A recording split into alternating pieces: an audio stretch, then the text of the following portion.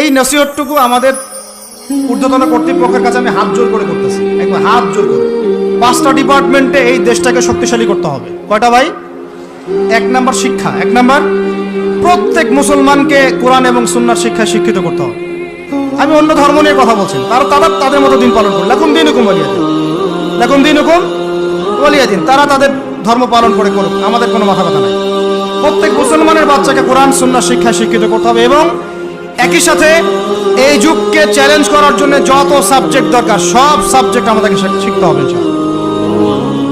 একমুখী শিক্ষা না, দ্বিমুখী শিক্ষার মেরুকরণ না, একদম দ্বিমুখী শিক্ষাকে একমুখী করে একটা কম্বাইন্ড এডুকেশন সিস্টেম চালু করতে হবে। যদি আপনারা না পারেন আমাকে দায়িত্ব দেন, আমাদেরকে বলেন যে ভাই, ছোট ভাই, তোমাকে আমি 1 বছর সময় দিলাম, শিক্ষার বিষয়গুলো গোছায় দাও, বিনা পারিশ্রমিকে ইনশাল্লাহ করে দেবো, কোনো সমস্যা। 1টা টাকাও দিতে হবে, জাস্ট একটা চেয়ার টেবিল দেন, 100 জন আলেম দেন, 100 জন বুদ্ধিজীবী দেন, করে দিব ইনশাল্লাহ। প্লে গ্রুপ থেকে মাস্টার্স পর্যন্ত আমাদের ছেলেমেয়েরা এমন শিক্ষায় শিক্ষিত হবে যেটাকে শরীফের গল্প শেখাবে না ইনশাল্লাহ।